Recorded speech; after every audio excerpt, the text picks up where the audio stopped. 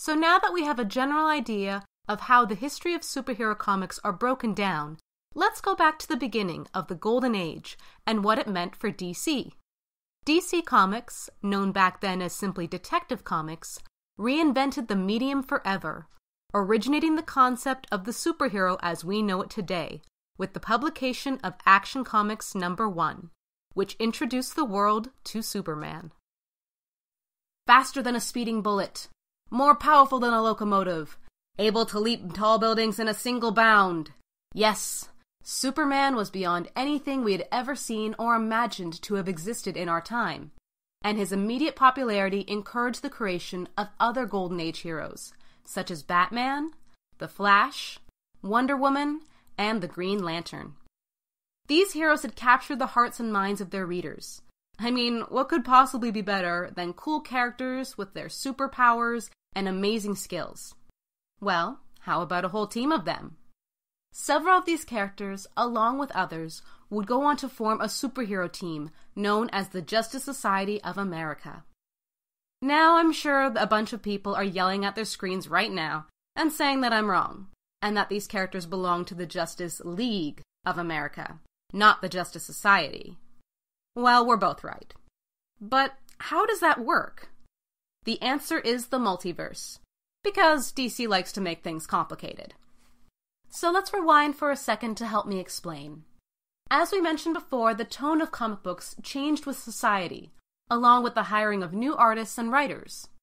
This sometimes resulted in rewriting some of these characters' pasts, behaviors, allies, etc., and was the case with several characters for DC going into the Silver Age. But some of these changes were not appreciated by the fans. DC also ruffled feathers by recasting some of these heroes, giving them a completely different civilian identity. This is best shown by explaining the creation of the character Barry Allen in 1956. This comic event marked the end of the Golden Age and the beginning of the Silver. For you see, in the Golden Age, the man who was known as the Flash was Jay Garrick, a college football star who, after inhaling heavy water vapors, had a latent metagene activate inside him that would allow him to travel at superhuman speeds.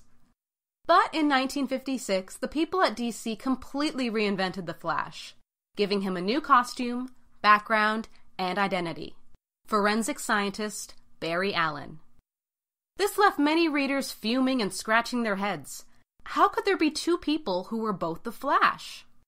According to Barry Allen's first appearance, Jay Garrick was a fictional character, as we can see Barry reading about him in a copy of Flash Comics. Now, for those out there who had been reading about the Jay Garrick version of the Flash, having Barry usurp his title and learning that even within comics Jay wasn't real was the ultimate screw you to the fans. So, in order to rectify this, the people at DC came up with the idea that both the Jay Garrick and Barry Allen versions of the Flash existed, but were from two different parallel worlds. This concept was the prototype of what would eventually be the DC Multiverse. So, what exactly is the multiverse? Generally, the concept is that there is an infinite number of parallel universes. Now, over the years, this concept never changed, but the scope, size, and specific nature of the multiverse got completely revamped several times in order to make things more concise or more complex and interesting. But we'll get to how that works in just a bit. Now, DC first referred to this idea as there were multiple versions of Earth, and depending on the choices made throughout history, some of the characters within the DC universe would be different, kind of like a choose-your-own-adventure book. These changes could be relatively small, such as a different design for a hero's costume, or much larger, such as with the identity of the Flash. As this concept was introduced during the Silver Age, the writers at DC were more invested in the characters and storylines they were currently working on, so these characters and adventures would be part of one version of Earth, known as Earth-1. Meanwhile, the adventures and characters that we saw during the Golden Age would be relegated to Earth-2. Supposedly at this time, there were infinite numbers of parallel Earths.